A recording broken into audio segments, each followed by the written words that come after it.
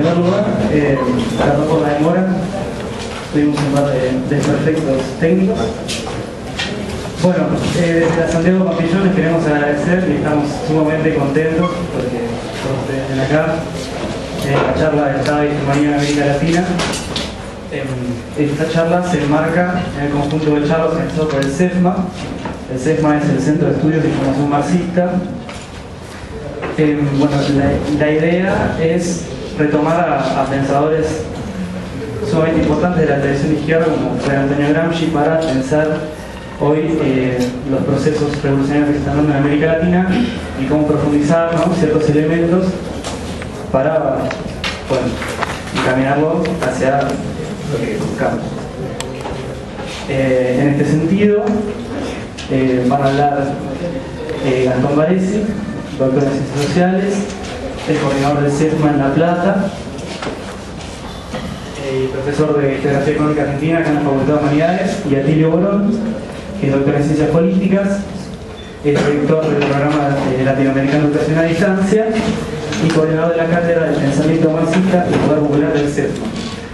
A su vez los queremos invitar a los grupos de estudio Antonio Gramsci que se van a estar avanzando hoy. Después Gastón los va a interiorizar en lo que vamos a buscar en esos grupos de estudio, pero sí vamos a pasar unas hojas por si quieren anotar su dirección de mail para que les llegue información al respecto y puedan compartir sus inquietudes.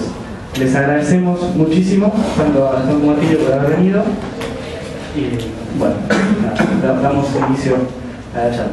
Gracias.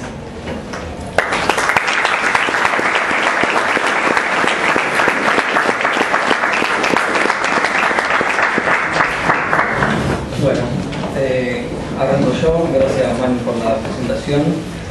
Gracias a todos los presentes por venir tan masivamente a la convocatoria, a profesores como Sol Casas, a Aníbal Higuera, decano, que mañana será reelecto por otro periodo más.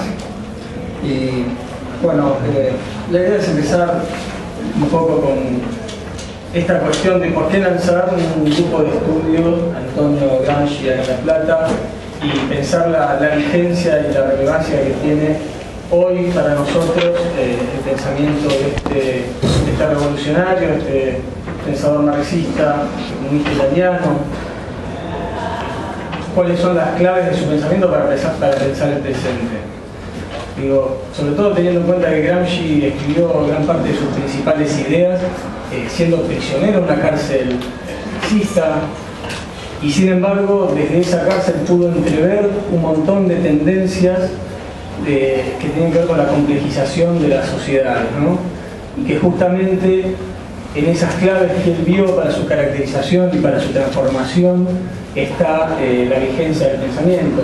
Entonces, de alguna manera, repensar a Gramsci hoy es también volver a la pregunta por analizar seriamente, en profundidad, los procesos vigentes, ¿sí?, y pensar justamente en clave de su profundización, en clave de cómo implementar las rupturas, entre la pregunta por la revolución que se restablece con mucha fuerza hoy en nuestro continente.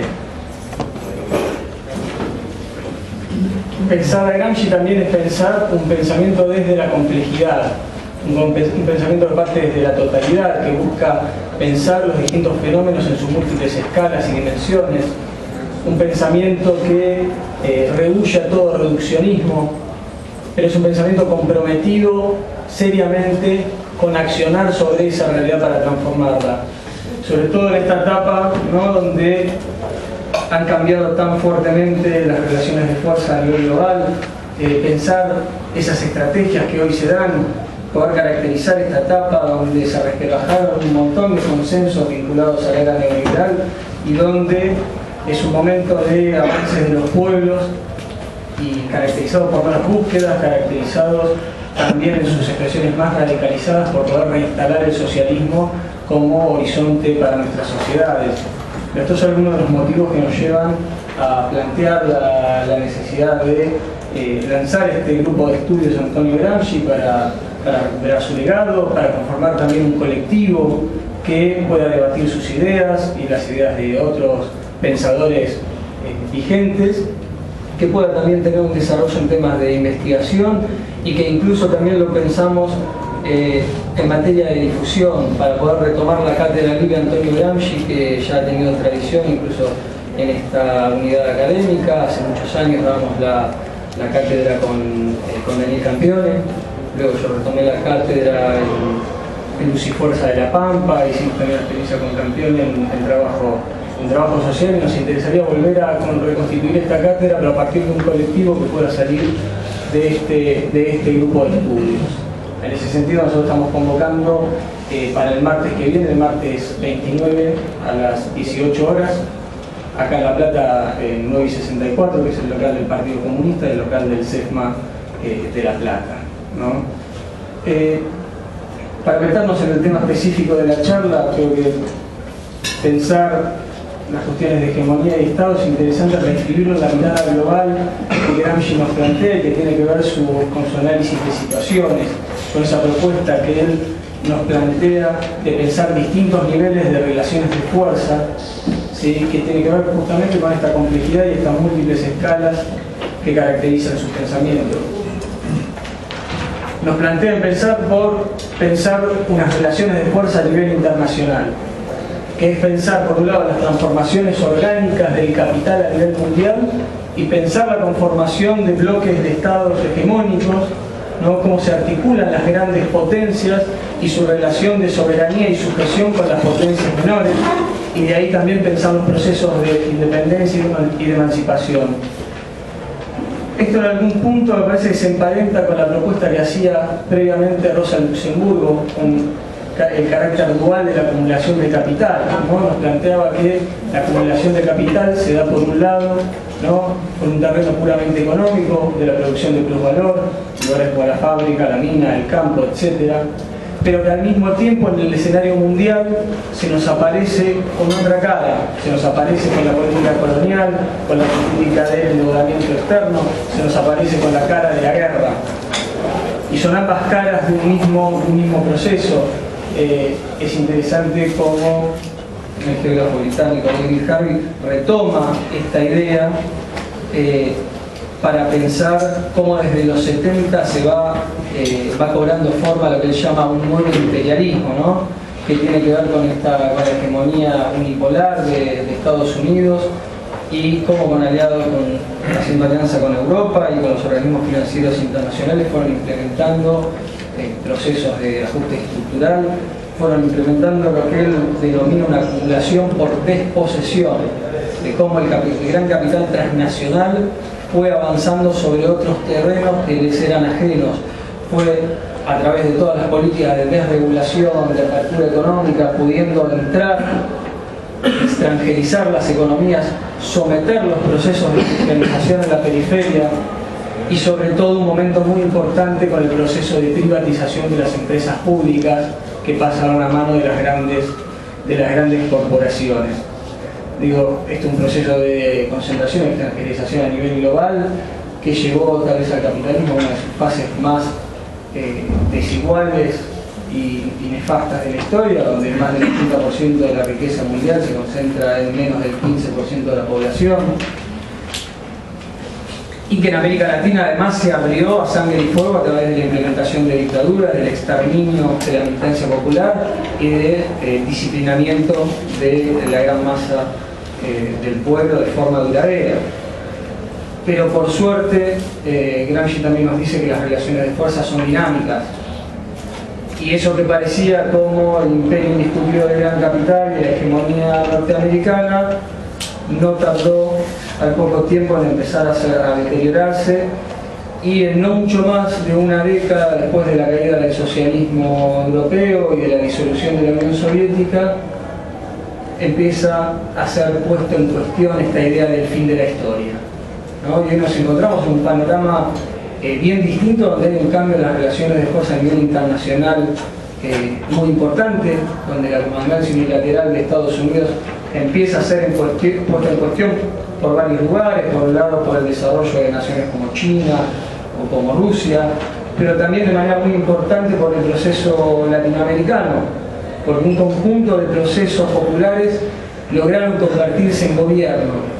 Digo, y eso tuvo distintas instancias fundamentales. Creo que una muy importante fue cuando acá en Mar del Plata en 2005 se le puso un freno al ALCA, que fue realmente un momento de soberanía fundacional, porque permitió dar aire al proceso de integración latinoamericana, que con la sanción del ALCA hubiera sido prácticamente imposible, y empezó a dar lugar a un proceso de integración que tal vez haya sido el más vigoroso desde la gesta independentista. Digo, experiencias como UNASUR, o como el ALBA, como la CELAC, nos están hablando justamente de este cambio de relaciones de fuerza, de este cambio de etapa, y que procesos como Venezuela, seguido por Bolivia, por Ecuador, lograron abrazar la resistencia histórica del pueblo cubano y lograron volver a poner en escena, ¿no?, esa palabra prohibida, esa palabra maldita, ¿no?, la idea del socialismo en la cara misma del imperio, ¿no?, la idea del socialismo, y no solo como idea, sino como un proyecto real de construcción, y además con esta idea de plantear un socialismo que, como bien decía Mariátegui, no es ni calco ni copia, ¿no?, sino una creación heroica de los pueblos. Y por eso esa pregunta del socialismo se empieza a plantear en algunos lugares como socialismo de convivir, en otros lugares como socialismo del siglo XXI, etc.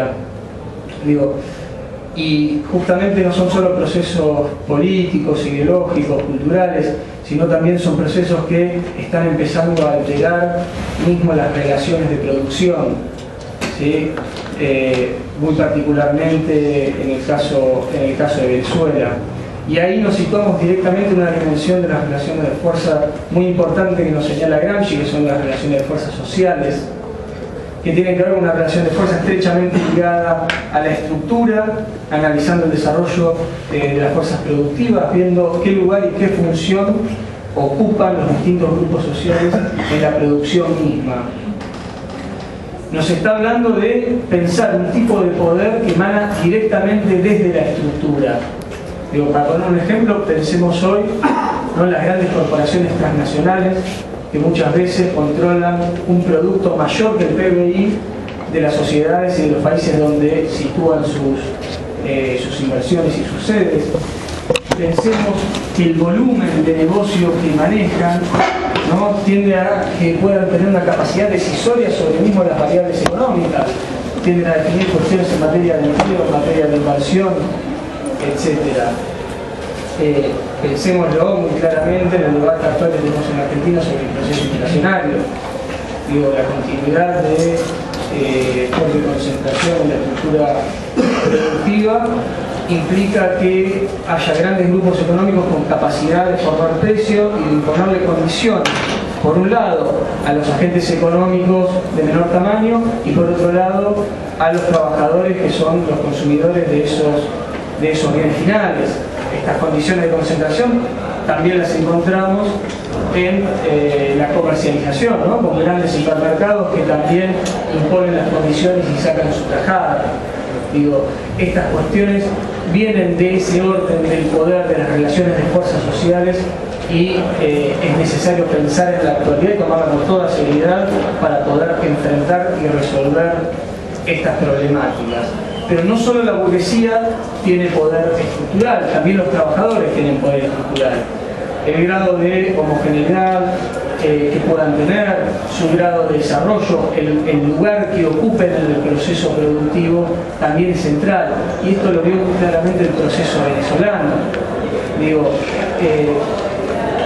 la idea de pensar un proceso de transformación, en este sentido, es pensar un proceso de transformación integral, y justamente es pensar en cómo ir alterando las relaciones de producción de modo de poder empoderar a los sectores populares y dar aire a una economía de nuevo tipo, ¿sí?, porque los procesos redistributivos muestran justamente su límite frente al poder del gran capital, y justamente son esas las relaciones estructurales que tenemos que transformar para poder avanzar y cambiar las relaciones de fuerza a favor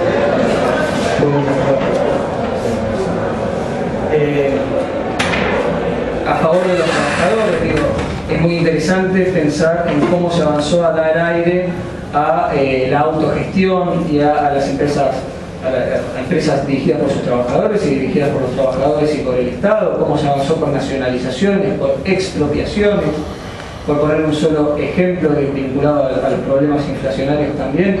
Es interesante ver cómo a través de la misión alimentación se constituyó el Mercal, que es una red de expendios de bienes de consumo finales de gran necesidad, a un 30 o 40% de valor menor del precio del mercado, donde no es solo una política antiinflacionaria, sino es también una política de transformación de las relaciones sociales, porque en esos lugares también vuelcan su producción las fábricas socialistas, las cooperativas y las empresas mixtas.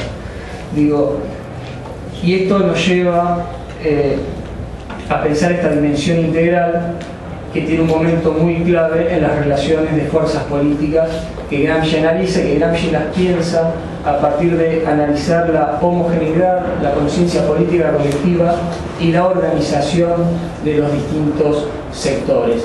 Y él lo ve en distintos momentos, en distintas instancias. Lo ve en su momento más primitivo, en un sentido económico corporativo, donde la organización no traspasa más allá que el grupo profesional.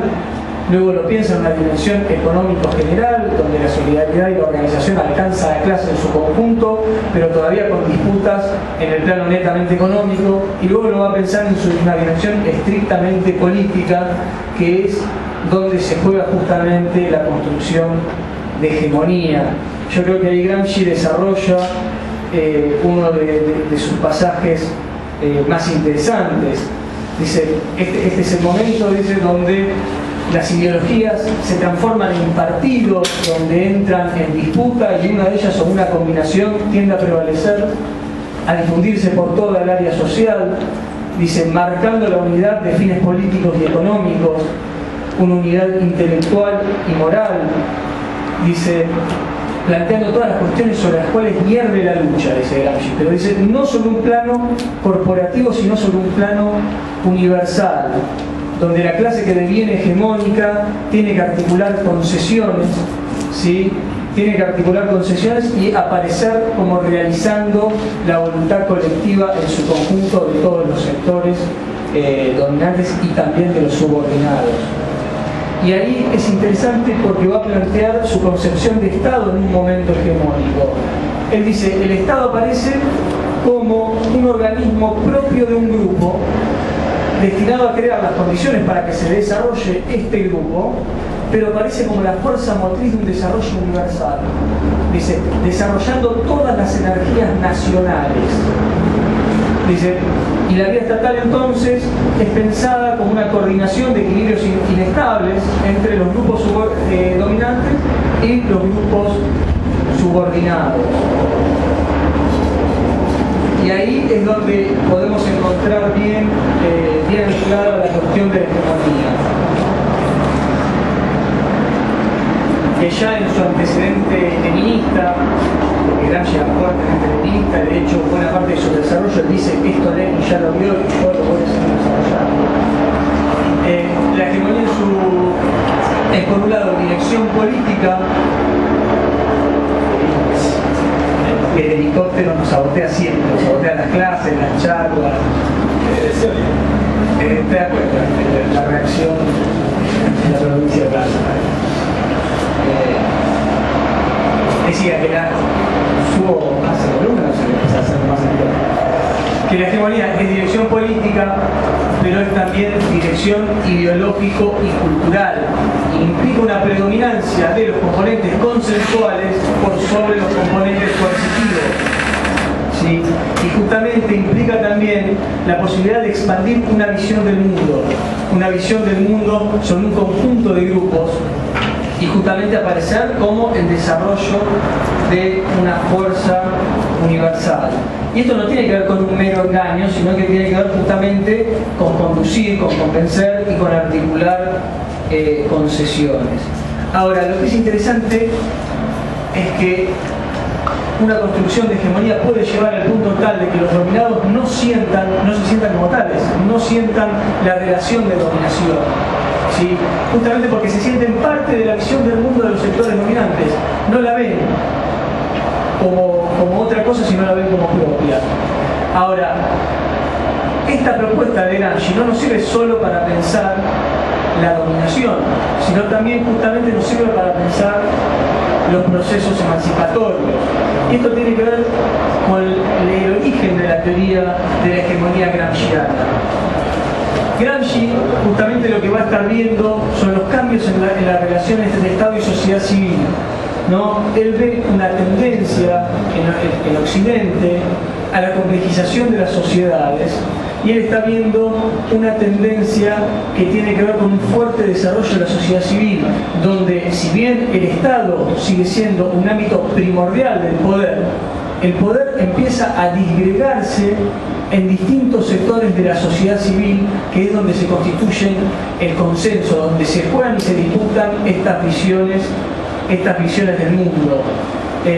Gramsci lo piensa y traza una analogía con las estrategias de guerra de la Primera Guerra Mundial, porque obviamente le está tratando de caracterizar una sociedad para pensar una estrategia revolucionaria. Lo que nos está diciendo es, ojo que tal vez la estrategia revolucionaria aplicada exitosamente en la Revolución Rusa, tal vez no nos sirva para países como Inglaterra, como Alemania, etc.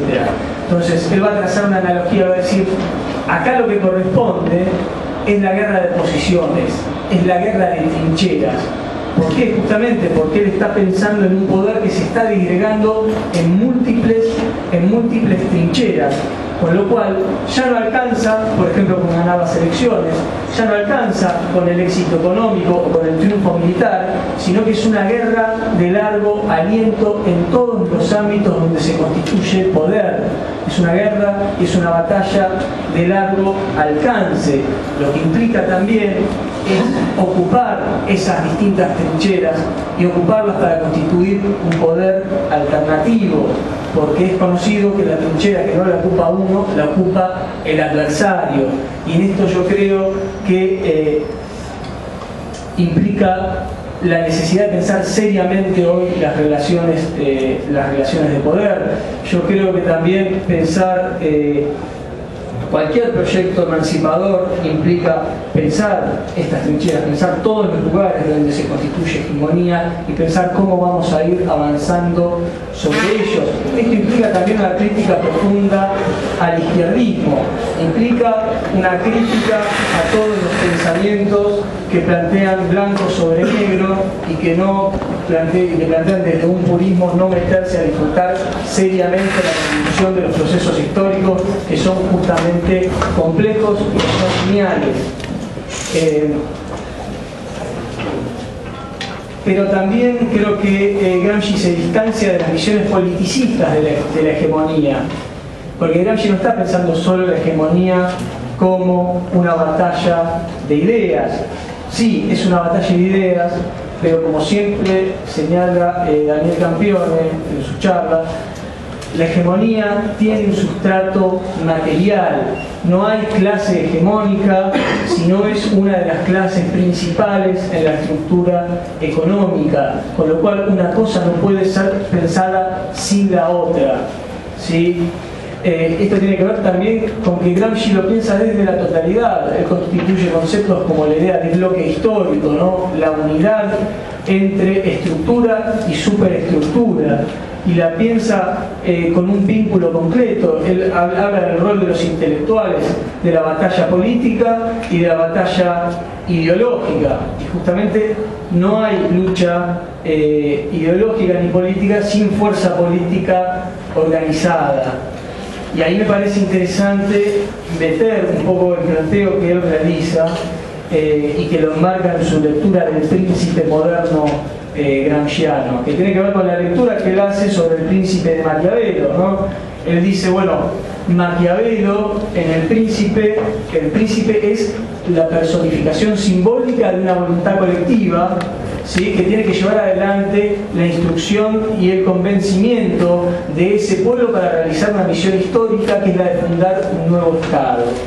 En esa misma clave lo va a pensar Gramsci para su momento, y él va a decir que el príncipe moderno, dice, no es un héroe individual, y él lo plantea muy concretamente, dice, solo puede ser un organismo, un elemento de la sociedad compleja, en el cual comiencen a concretarse una voluntad colectiva, reconocida y afirmada parcialmente en la acción. Dice, este organismo ya ha sido dado por el desarrollo histórico y es el partido político. Entonces Gramsci nos habla del partido, pero también nos habla del rol del mito, de la necesidad de conmover y de movilizar pasiones. No tiene una visión racionalista solamente sobre el proceso político, ¿sí? Sino que habla de cómo esa fuerza política tiene que volverse pueblo, tiene que convencer, tiene que conmover, tiene que convertirse en millones propugnando por un cambio social. Digo, y esta es una visión seria de transformación, porque uno se puede quedar a denunciar todo el tiempo por qué no avanzamos o estamos más cerca o más lejos de la revolución, cuando la tarea histórica es convencer justamente y avanzar para que sea el mismo pueblo el que demande esa revolución y esa construcción del cambio social y la fundación de un nuevo Estado. Entonces, él lo piensa en esta doble dimensión, ¿no? Hay una doble tarea a realizar: construir una voluntad colectiva, ¿sí? Y construir una reforma intelectual y moral, que eso puede llegarse a encontrar en varios de sus escritos, que justamente tiene que ver con esta disputa ideológica, esta disputa de la visión del mundo, una disputa que se da también en términos de los valores. Tiene que ver con una revalorización que Gramsci realiza sobre la subjetividad, o sea, no se resuelve todo en la maduración de cuestiones objetivas, sino que la fuerza política puede avanzar, ¿sí? Y obviamente sin estar desgajada de las condiciones objetivas, sino en una relación dialéctica con ellas, puede avanzar a construir hegemonía y dar fuerza y dar lugar a un proceso de transformación profunda. Y es interesante porque él marca un punto de partida muy concreto. Dice, el punto de partida es la crítica a la filosofía del sentido común. Dice, ese sentido común, que es esa formación medio amorfa, que tiene que ver con los lugares donde se va socializando el individuo, y que obviamente tiene que ver con el sentido común dominante en un momento determinado. Entonces, para poder construir hegemonía, lo primero que hay que hacer es criticar el sentido común, desnaturalizar los preceptos para poder hacer ver y explicitar las relaciones de dominación que atraviesan a una sociedad. Digo, pensemos en el caso de Argentina lo importante que fue el proceso que se abrió con el debate de la ley de medios. Digo, más allá que esta ley no haya alcanzado su total materialización y que haya un largo camino para recorrer en ese sentido, creo que se empezó a resquebrajar la idea del pensamiento único, ¿no? Y por lo menos se empezó a ver que los medios de comunicación eran grupos económicos con intereses privados particulares. Digo, y eso nos genera un amplio campo y una brecha importante para criticar el sentido común y para empezar a establecer otras ideas vinculadas a los intereses populares. Digo, y ahí de nuevo, como decía Gramsci, hay que plantear todas las cosas sobre las que hierve la lucha, hay que incidir sobre la agenda política, no podemos quedarnos callados de las distintas cuestiones que están hoy en el tapete en nuestra sociedad. Y en ese sentido hay que movilizar pasiones, hay que incidir, hay que construir organización, y ahí va la necesidad de construir esta voluntad colectiva, ¿no? Que es interesante porque Gramsci en varios pasajes la define como nacional popular, ¿no? Y con lo cual nos llama a repensar dos categorías que tienen mucho peso en nuestra cultura política argentina. Digo, yo creo que él lo plantea como lo popular, sin perder la centralidad de la clase obrera, ¿sí? Que es el sujeto que está inserto directamente en la contradicción central de nuestra sociedad, que es la contradicción capital-trabajo, es el sujeto que está directamente implicado en una relación de explotación, pero la está pensando en términos de todos los sectores subordinados, de todos los sectores subalternos. Por eso habla de la necesidad de construir un pueblo, y ese pueblo,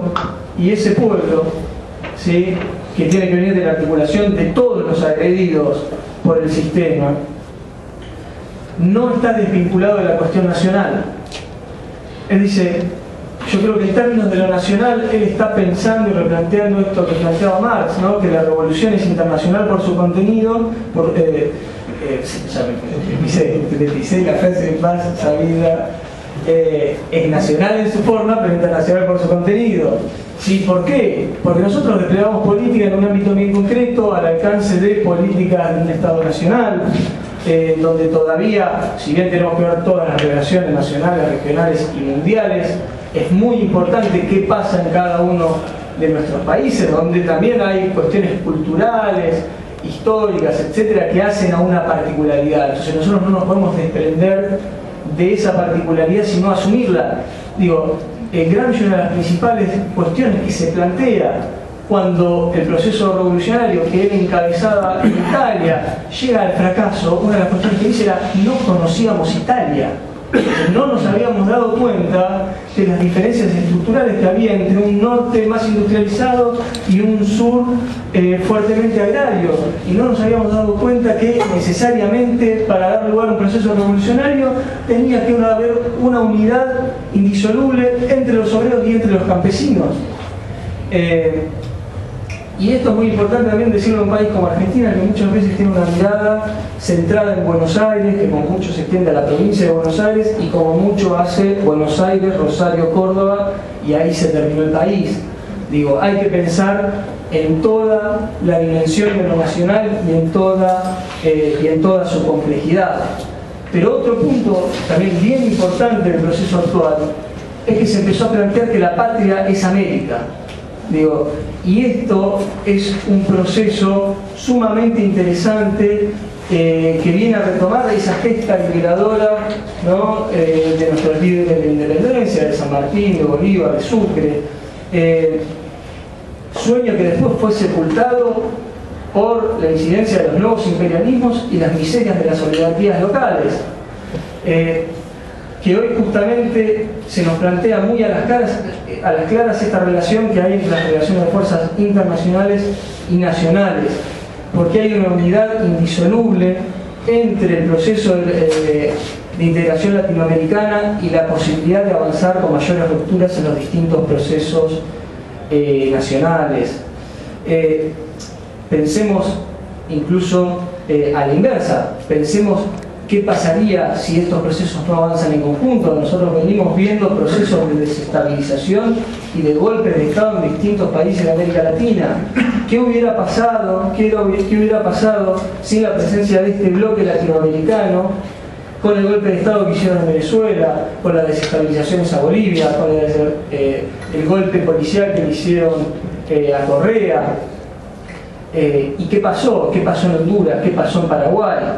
Digo, ¿qué pasa en la Argentina? Digo, acá hay que tener bien en claro cuáles son los miembros del bloque, los integrantes del bloque y los procesos que buscan avanzar en su diversidad, en su complejidad.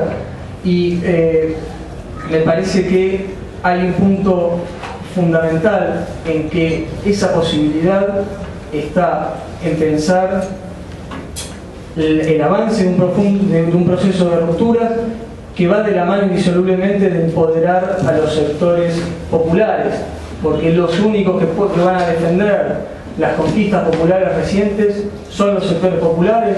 Solo el pueblo va a defender estas conquistas, estas rupturas que se le fueron generando al neoliberalismo en nuestro país y en América Latina. Y que la posibilidad de avanzar también está de la mano con la posibilidad de seguir avanzando en este proceso de integración, que esto también impacta en el escenario mundial, porque hoy América Latina es realmente el continente de la esperanza para todo el mundo. Es el lugar donde se están desarrollando un conjunto de experimentos sociales en materia de transformación, y que está reinstalando un horizonte de liberación nacional y social. Pero como sabemos, los derechos no los regalan y hay que conquistarlos, y los sectores concentrados del capital y del imperialismo están siempre ahí buscando cerrar el ciclo y clausurar estos procesos de avances. Y ahí llegamos a la última dimensión de la relación de fuerzas que nos plantea Gramsci, que es la relación de fuerzas militares, porque sabemos que donde ya no les alcanzan con el saqueo económico de las multinacionales, los imperios precisamente invaden y saquean bajo otras lógicas, explícitamente bajo la lógica de la invasión, bajo la lógica de los ejércitos mercenarios, como estamos viendo en el mundo recientemente. Gramsci dice que las relaciones de fuerzas militares pueden ser definitivas en lo inmediato. Pensemos países como Irak y Libia fueron barridos en tiempos mínimos. Ahora, pensemos también cómo sectores reaccionarios dentro de los Estados Unidos están llamando a una intervención militar en Venezuela. Pensemos en Colombia. Pero también es interesante pensar dos subniveles que Gramsci identifica al interior de las relaciones de fuerzas militares. Uno que es técnico-militar, que tiene que ver con el desarrollo tecnológico de las armas, la organización de la fuerza militar, etc. En materia de eso, Estados Unidos pareciera tener un poder no alcanzado por otras potencias, sobre todo en su alianza con los europeos en la OTAN. Pero también nos habla de un nivel político-militar y nos habla de la posibilidad de generar acciones políticas para disgregar íntimamente al enemigo, para desmoralizarlo o para desarrollar acciones en múltiples lugares de un territorio de manera de diluir el poder de fuego de ese enemigo. Digo, pensemos que invadieron Irak en 2 días, pero después se empantanaron con las resistencias internas. Pensemos en el ejemplo histórico de los vietnamitas, ¿sí? Que no solo lucharon su guerra, sino que lucharon su guerra y su revolución al mismo tiempo. Pensemos en esos locos que quedaron después del desembarque del Granma siendo bombardeado, y quedaron 12 changos en una selva y lograron llevar adelante un proceso revolucionario contra una dictadura, un ejército de miles de hombres formados y organizados, y dio lugar a la revolución cubana. Y en ese punto, de nuevo, pensar la unidad de todas estas dimensiones. Yo para ir terminando, me parece que justamente hay que pensar los procesos actuales en su complejidad, que cualquier lectura reduccionista, simplificadora, que busque poner el bien y el mal de un lado, la va a estar pifiando, y que construir poder en estos momentos tiene que hacerse con seriedad, realmente con seriedad. Y hay que pensar cómo juegan todas estas dimensiones. Hay que pensar cómo juegan todas estas dimensiones. Y no hay que pensar también, y no hay que olvidarnos desde dónde venimos. No hay que olvidarnos lo que fue la hegemonía neoliberal, que sigue siendo poderosa en el mundo y que en Argentina llegó a su fase más acabada con el menemismo y que muchas veces busca volver. No hay que olvidarse eso. Y hay que pensar esta lucha como una lucha trinchera por trinchera para desactivar los resortes del poder del gran capital en todas sus dimensiones. Yo creo que hay que recordar a ese gigante, ese gran visionario que fue Hugo Chávez, cuando todavía resonaban las campanas del fin de la historia, todavía estando dentro de la década de los 90, Hugo Chávez se plantó y dijo que el horizonte era la liberación nacional y social y que el camino era la revolución, y terminó con el solipsismo que había quedado atrapada la revolución cubana en nuestro continente. Y lo dijo no solo en términos de una linda idea, sino de un proceso concreto de transformación social, de un proceso de masas, donde realmente se avanzó a constituir esa voluntad colectiva, transformando las condiciones de vida del pueblo, porque fue una revolución que supo hacerse pueblo con esfuerzo de los laburantes, de los marginados, que fueron después, cuando vino el intento de golpe de Estado, los que salieron a bancarlos, bancando sus conquistas y reconociéndolo como su gobierno. Es un proceso que ya desde su principio, pensemos en la Constitución venezolana del 99, ¿sí? Del 99, ya planteaba la necesidad de un proceso de democratización integral de la sociedad, de pensar formas de democracia participativa, generando distintos instrumentos político-institucionales, pero que también planteaba la democracia en la discusión económico-social. Digo, y esto ya es un punto revolucionario. Planteaba llevar la democracia ahí donde impera la dictadura del capital, ¿sí? Y Gramsci Chávez lideró este príncipe moderno gramsciano, lo constituyó, lo lideró, ¿sí? Donde se avanzó en la construcción de poder, donde democracia y socialismo se fueron fundiendo en una misma cosa, ¿sí?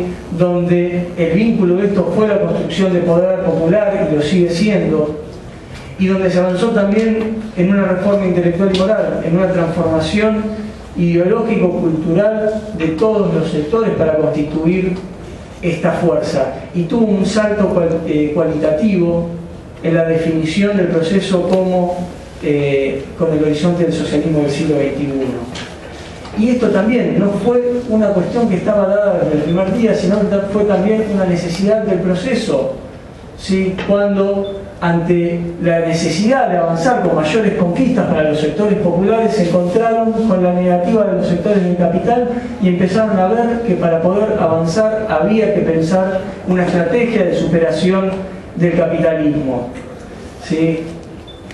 Y ahí va que este carácter nacional popular de la voluntad colectiva está indisolublemente ligada a poder profundizar crecientes rupturas con el orden social, a poder pensar que la posibilidad real de una liberación nacional va a venir de manos de una liberación social de los trabajadores y del pueblo en su conjunto, y que esa es la gran tarea que tenemos todos los militantes populares en este momento, acá en Argentina, en Venezuela y en el lugar del mundo donde nos encontremos, de pensar en los avances que realizamos, en defender las conquistas y en no claudicar en ir por más, ¿sí? Porque a la reacción se la enfrenta profundizando, y pensar todas estas cuestiones son un poco lo que nosotros queremos venir a proponerlos en la conformación de este grupo de estudio de Antonio Gramsci, de sentarnos. Es un espacio abierto a todos los estudiantes, militantes, docentes, graduados, trabajadores, a todo aquel que tenga ganas de discutir estas cosas, de pensar y a trazar las estrategias para seguir transformando nuestra sociedad. Por eso es una convocatoria abierta a toda la militancia popular, ¿sí? Independientemente de la fuerza orgánica a la que pertenezca, que estamos haciendo desde el CESMA de La Plata. Así que bueno, todos los que quieran venir, el martes que viene nos vamos a estar encontrando ahí en el local del Partido Comunista y del CESMA, 9 y 64. Y bueno, ahora los dejo con Atilio, que nos va a poder proporcionar más sobre la vigencia del pensamiento de Gramsci y el proceso latinoamericano. Bueno, muchas gracias.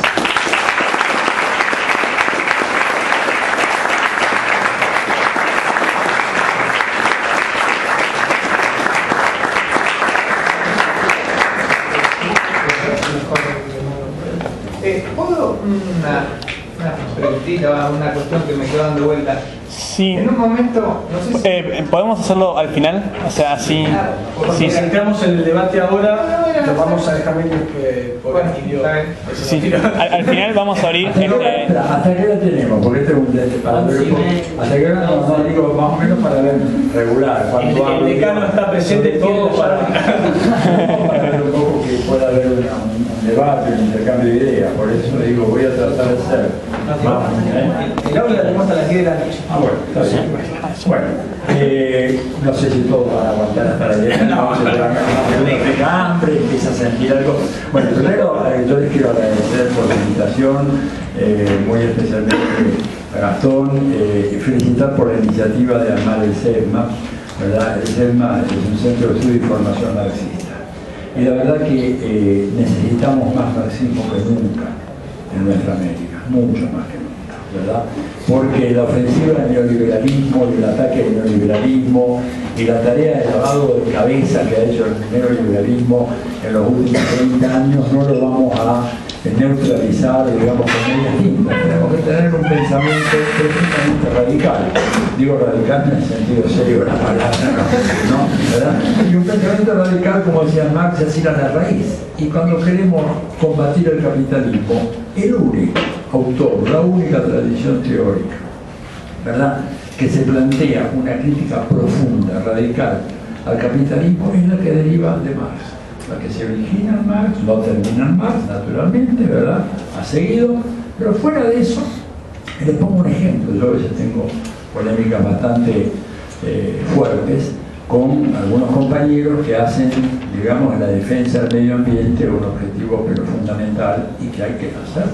La verdad, el medio ambiente está siendo destruido a un nivel y a un ritmo sin precedentes en la historia de la humanidad. Y les digo, sobre todo para los más jóvenes, no para mí, quisiera que valiera también para mí, pero probablemente algunos de los más jóvenes vayan a ser testigos de cataclismos geográficos, climáticos desconocidos en millones de años. Porque el capitalismo está liquidando al medio ambiente. A veces nos dicen, no, bueno, pero el dióxido de carbono que está en el aire, de todas maneras, no es mucho, es un poquito. Pues ¿saben lo que nos les dicen? Que el efecto de ese dióxido de carbono se concreta después de 40 años. O sea, yo me tomo hoy 2 copas de vino, o 3, o 4, o 5, no me emborracho ahora, me emborracho dentro de una semana. Esto es lo que está pasando con el medio ambiente. ¿Te das cuenta? Lo están envenenando y te dicen, no, pero sí, fíjate que no aumentó mucho el mar, no aumentó mucho la temperatura. No, es que el efecto, ¿verdad?, los científicos han estudiado esto muy bien, se ve en 40 años. Y el capitalismo no va a parar. El capitalismo tiene una vocación profundamente suicida. ¿No es cierto? ¿Por qué suicida? Bueno, porque su motor es la ganancia hoy, a cualquier precio. Por ahí Marx tiene una frase maravillosa, no vine preparado para tantas cosas de citas, etc. Pero en el Capital dice que por una ganancia del 200% o del 300% el capitalista está dispuesto a ir a la horca. Así dice. Viola cualquier principio. Entonces, y para enfrentar a eso, cuando los ecologistas hacen toda esta defensa ardorosa, nos matan con estadísticas de todo tipo, le digo, bueno, ¿y dónde va el capitalismo acá? No, bueno, de eso no hablamos, entonces tenés que callar. Si no querés hablar de capitalismo, no podés hablar nada de medio ambiente, andate a tu casa, habla de otra cosa. Habla de otra cosa. Porque sin acabar con la sociedad capitalista no hay defensa del medio ambiente posible. Tan simple como eso. Por eso, digamos, el ecologismo verde es una trampa, no existe. ¿Verdad? Porque la lógica del capital, ¿cuál es? Bueno, la ganancia. ¿Qué es lo que mueve al capitalista? Marx lo decía, el ganar. Más que la ganancia, el ganar. Lo dice Marx en el Capital. ¿No es cierto? Y el ganar, bueno, no importa si liquido todos los glaciares andinos. Desde Colombia hasta Tierra del Fuego. Gano. ¿No es cierto? Reviento, por ejemplo, una zona maravillosa en el Perú como Cajamarca. ¿Para qué? Para sacar oro. Y contamino los ríos. Hay películas que son documentales que son estremecedoras, ¿verdad? Estamos agrediendo, en el caso de la Argentina, a nuestra cordillera, a los bosques cordilleranos, a la fauna cordillerana, simplemente para sacar oro. Cuéntenme para qué sirve el oro. Les digo, el 12%, ¿no es cierto? Solamente el 12% del oro que se explota en la Argentina tiene un fin industrial, que sería lo único que justificaría la explotación del oro. ¿Para qué? Para hacer una aleación con el cobre que nos permita tener alambres o cables que traigan electricidad. El 88% restante es material que se prepara para la especulación financiera internacional, para fabricar lingotes de oro que van a Fort Knox en Estados Unidos, a Basilea en Suiza o a la City de Londres, ¿no es cierto? O para hacer joyería de alta gama que se utiliza también a los efectos de la especulación financiera. A cambio de eso, ahora estamos liquidando la cordillera. Entonces, digamos, no le podemos pedir al capitalista que no haga eso. El capitalista hace eso. Un teórico del capitalismo como Schumpeter decía que lo que define al empresario serio capitalista es lo que él llamaba el instinto asesino, el killing instinct, ¿no? Lo dice él, no es una acusación mía. Él dice, el instinto asesino, el instinto de la competencia con todo, ¿verdad? Bueno, si eso no se le pone coto, no hay medio ambiente que resista. Por eso que cuando se habla de la defensa del medio ambiente y al mismo tiempo no se habla del capitalismo y de la necesidad de superar el capitalismo, son charlatanerías que no tienen absolutamente ninguna sustancia. Si hay algún ecologista que no sea anticapitalista en la sala, podemos seguir conversando, ¿verdad? Después, pero este me parece que es el punto, y por eso digo que la tradición marxista es irreemplazable como crítica al capitalismo. Digo, si viviéramos en la sociedad feudal, bueno, podríamos acudir a otras fuentes. Pero vivimos en el capitalismo, nos guste o no nos guste, este es el sistema que tenemos. Y el crítico fundamental, excluyente de ese sistema fue un tipo que hace 150 años se juntó con otro, ¿no es cierto? Y empezaron a escribir Marx y Engels y armaron una tradición teórica que está en continuo desarrollo, o sea, no es que se paró, ¿verdad? No es como a veces enseñan los curas de que la revelación se termina con la carta de San Juan, en el Evangelio, sino que es una tradición que sigue, una tradición viviente. Por eso Hobsbawm habla de una tradición marxista, ¿no es cierto?, donde Gramsci es uno de las grandes contribuciones. Por eso me voy ya dejando esto sentado, la importancia de estudiar a Gramsci. ¿Por qué? Porque a diferencia de los clásicos del marxismo, Gramsci fue un enorme intelectual que logró ver, a pesar de que estaba en la cárcel, logró ver lo que fueron las grandes transformaciones del Estado capitalista en el siglo XX. Que Lenin, unos Marx y Engels que murieron en el siglo XIX, no podían entrever. Es decir, para Marx y para Engels, ¿no es cierto?, el Estado burgués era un Estado policial. Y obvio que era un Estado policial, en su época no había otra cosa. O sea, la clase obrera estaba ilegalizada, no tenía derechos sindicales, no había legislación laboral, no tenían acceso al sufragio de ninguna manera. Obviamente, cuando Marx y Engels dice que es el Estado, el comité ejecutivo que administra los negocios conjuntos de la clase burguesa y nada más que eso, bueno, tenemos un diagnóstico preciso de ese momento. Hoy en día seguimos suscribiendo eso, solo que ese comité ahora dispone de una serie de mecanismos y de aparatos, en gran parte de los cuales fueron analizados por Gramsci. Gramsci muere en el 37, si no me equivoco, en el año 1937, pasa los 11 últimos años de su vida, del 26 al 37 en la cárcel, y tenía grandes dificultades para tener un acceso de primera mano, pero se las ingenió muy bien, ¿no?, para saber qué era lo que estaba pasando. Y vio sobre todo, y lo escribió en un pasaje notable ahí en las notas sobre Maquiavelo, que espero que lo tomen ustedes para estudiar acá, cuando él hace el análisis